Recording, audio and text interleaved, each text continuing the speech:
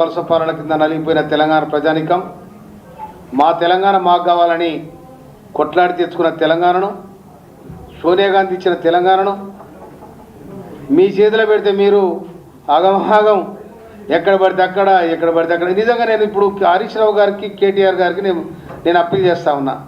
మీ ధర్మంగా చెప్పురి హైదరాబాద్లో మీకు ఎన్ని ఆస్తులు ఉన్నాయో మీ ధర్మంగా చెప్పురి. నిజంగా మీరు అబద్ధం ఆడనంటే మీరు సత్యచంద్రుడికి ఏమైనా పాలెల్లో లే పంగోళ్ళు అయితే చెప్పురి. మొత్తం దోచుకున్నారు కదా మా కాళేశ్వరం ఎక్కడ బాయే, కాకతీయ ఎక్కడ బాయే. పాప నాయనరసింహారెడ్డి అంటుండే, స్వర్గీయ నాయనరసింహారెడ్డి గారు మిషన్ కాకతీయ దాని పేరు పెట్టుకుంటే ఆయన ఏమంటుండే, ఇది కమిషన్ కాకతీయ అంటుండే. అందుకనే రెండోసారి మంత్రి పదవి చేయలేరు. ఇంత దుర్మార్గంగా చేసిన మీరు తెలంగాణ ఇవాళ పొంగులేటి గారు కాంగ్రెస్లో ఎప్పుడైతే చేరిండో వాళ్ళకి ఎప్పుడైతే చెమటలు పుట్టాయి.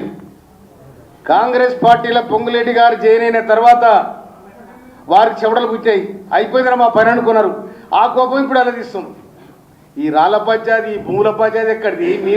మీకు ఆక్రమించుకున్న భూములన్నీ మీరు హైదరాబాద్లో ఆక్రమించుకొని కట్టిన బిల్డింగులన్నీ కనుక పొంగులేటి మీద మీరు బర్తరఫ్ చేయాలని ఏదైతే గవర్నర్ గారికి అప్పీల్ చేసిండ్రో, మిమ్మల్ని మున్సిపల్ ఎన్నికలలో, ఎంపీ ఎన్నికలలో, సర్పంచ్ ఎన్నికలలో మిమ్మల్ని ప్రజలు బర్తరఫ్ చేసిండ్రు. ఇప్పుడైతే కొత్తరు మీరు మిలిగిరు, అది కూడా మిలిగారుగా. ఎందుకంటే దుర్మార్గంగా తెలంగాణ ప్రజానిక తెలంగాణ ఔన్నత్యాన్ని, తెలంగాణ గౌరవాన్ని మీరు తీసేసారు. మీరు తెలంగాణ రాష్ట్ర సమితి ఉన్న పార్టీని తెలంగాణ తీసేసి భారత రాష్ట్రపతి ఎక్కడిది? మీరు నిజంగా కూడా మహారాష్ట్రలో ఒక దుకాణం తెరిచారు, అడపోయి విజయవాడ చంద్రశేఖరన్ ఆయన ఒక అధ్యక్షుని చేసిర్రు. మళ్ళీ గెలిస్తే మీరు ఏమైనా చేస్తారు అనుకున్నారు. తెలంగాణ ప్రజలు మామూలు ప్రజలు గారు. ఒకటి గుర్తుపెట్టుకోవాలి, 1978లో భారతదేశం మొత్తం వేరే జనతా పార్టీ వస్తే 78లో జరిగిన ఎన్నికలలో ఆంధ్రప్రదేశ్ మొత్తం కూడా కాంగ్రెస్ పార్టీని గెలిపించి మర్రి చెన్నారెడ్డి గారిని ముఖ్యమంత్రి చేసింది ఇక్కడ. అందుకనే తెలంగాణ ప్రజానికం చాలా జ్ఞానవంతులు. మీ దోపిడిని చూసిండ్రు, మీ దురతనాన్ని చూసిండ్రు, మీ కుటుంబాన్ని చూసిండ్రు.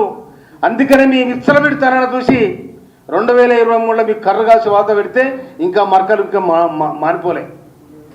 అందుకోసం నీకు ఎవరు దొరకలేగా. కనుక ఈ పొంగులేడి కనుక మా దగ్గర నుంచి దూరం అయిండు.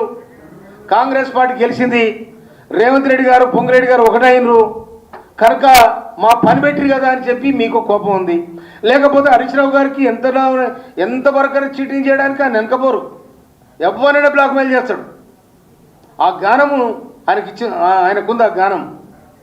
కనుక మీరు పొంగులేటి గారి మీద రానిపోని అపోలు ఇవాళ నువ్వు లాగదొట్టుతోనే వాళ్ళకి రాఘవ కన్స్ట్రక్షన్ పెట్టుకున్నారు. ఎక్కడెక్కడో కాంట్రాక్ట్ చేసిన వాళ్ళు దాన్ని రిజైన్ చేసి ఇప్పుడు ఎవరైతే కాంట్రాక్ట్ పేరు మీద ఓనర్గా ఉంటారో ఎన్నికల్లో పోటీ చేసినప్పుడు వాళ్ళు బాధ్యత వాళ్ళు దాన్ని రిజైన్ చేసిన వాళ్ళు. కనుక పొంగులేటి గారు కూడా 2014లో అక్కడ వైఎస్ఆర్సీపీ తరఫున పార్లమెంట్లో ఏది మన ఖమ్మం పార్లమెంట్ మెంబర్గా చేసినాడే రిజైన్ చేసి పడేసి. అటువంటిప్పుడు వ్యాపారం నడుతుంది. ఇక వ్యాపారం చేయని వాళ్ళే వారు. కనుక మీ 100 ఎకరాల పంచాయతీ ఉందో హరీష్ రావు గారు, మీరు పొంగులేటి గారికి చీటింగ్